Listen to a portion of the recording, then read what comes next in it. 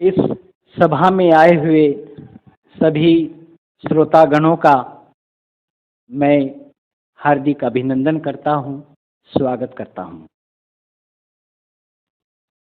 श्रेष्ठ जीवन मनुष्य के लिए यह एक श्रेष्ठ संकल्पना है।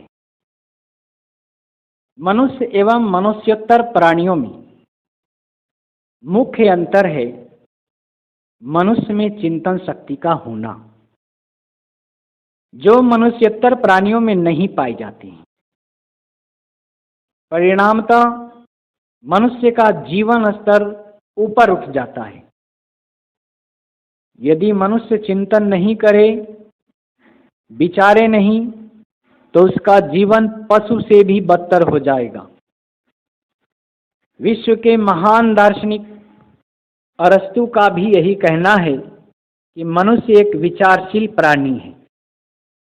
इसलिए मनुष्य यदि विचार करे तो अपने जीवन के समस्त दोषों को मिटाकर खुद अपना कल्याण कर सकता है।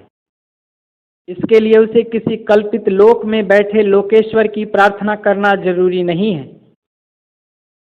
इसलिए तो महापुरुष कहते हैं, करो विचार विकार सब, पर हरे तरन तारण सोए।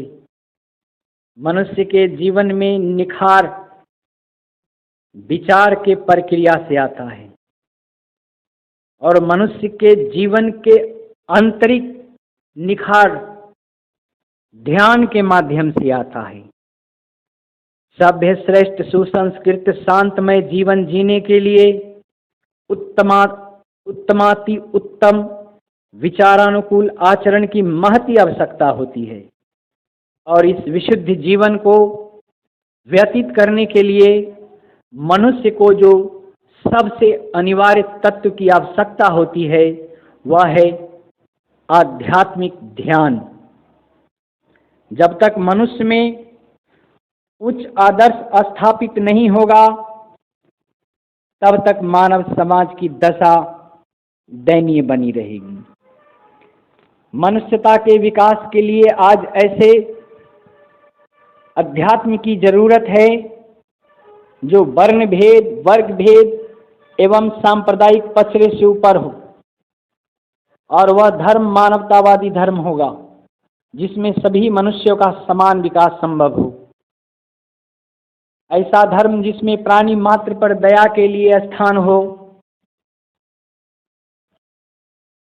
अब उन धर्मों की कोई जरूरत नहीं जो रूढ़िवाद विचारधारा का पोषक हो, अंधविश्वास और पाखंड युक्त हो, जो प्रकृति के सर्वोत्तम प्राणी मनुष्य को दीनहीन बताकर उसकी कल्पना को ईश्वर ठहराता हो और सत्य अहिंसा से परे दया, प्रेम, करुणा, सहिष्णुता, समता आदि विहीन हो।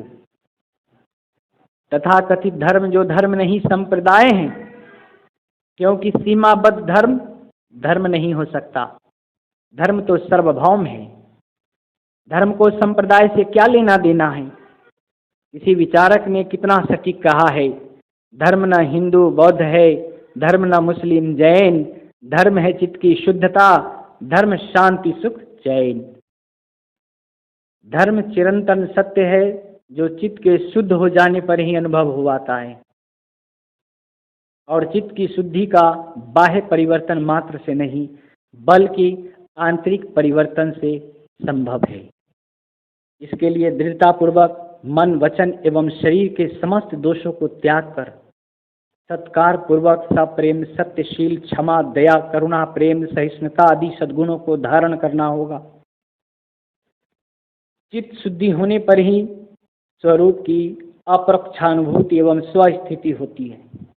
वस्तुतः मनुष्य का स्वभाव ही धर्म है और स्व में प्रतिष्ठित होना धर्म की प्रकाष्ठा, और स्व में प्रतिष्ठित होना ही श्रेष्ठ जीवन है और मनुष्य का सर्वोत्तम लक्ष्य भी, और इसका श्रेष्ठ मार्ग ध्यान में निहित है। इसलिए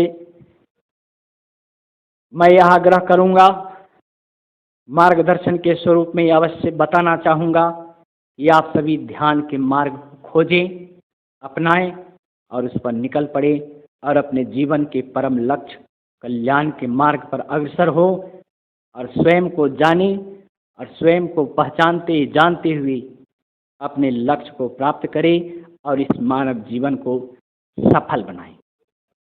धन्यवाद। बहुत बहुत आभार।